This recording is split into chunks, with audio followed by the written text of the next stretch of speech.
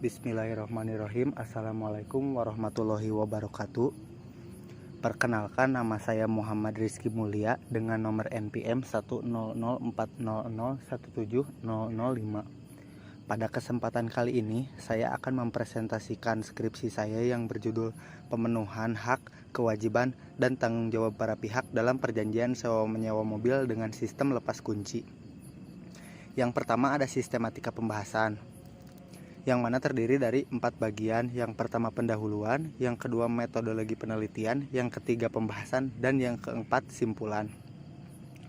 Latar belakang. Perjanjian sewa menyewa banyak dijumpai dalam masyarakat, menimbulkan hak dan kewajiban bagi mereka yang membuat perjanjian.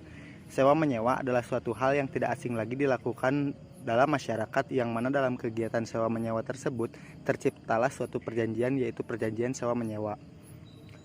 Dalam hukum perdata, peminjaman guna pemakaian biasa dikenal dengan istilah sewa, dan sedangkan dalam Islam, sewa menyewa dikenal dengan istilah ijaroh. Dalam hal praktik di lapangan, masalah yang sering terjadi ialah pelanggaran pada hak dan kewajiban. Rumusan masalah: bagaimana pemenuhan hak, kewajiban, dan tanggung jawab para pihak dalam sewa menyewa mobil dengan sistem lepas kunci menurut ketentuan sewa menyewa dalam Kitab Undang-Undang Hukum Perdata.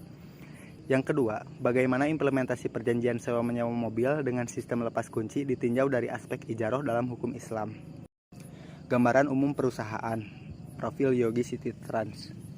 Aturan dan syarat sewa menyewa mobil: yang pertama, menyerahkan KTP dan menyimpan sepeda motor sebagai jaminan. Yang kedua, bensin ditanggung penyewa. Yang ketiga, toleransi keterlambatan 2 jam selebihnya dikenakan denda. Dan yang keempat, kerusakan yang terjadi di jam sewa menjadi tanggung jawab penyewa. Lalu ada pembahasan.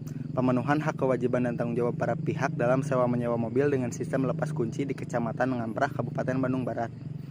Pada perjanjian Yogi City Trans menggunakan sistem lepas kunci, perjanjian yang dibuat memenuhi unsur dan syarat perjanjian sah menurut ketentuan KUH Perdata.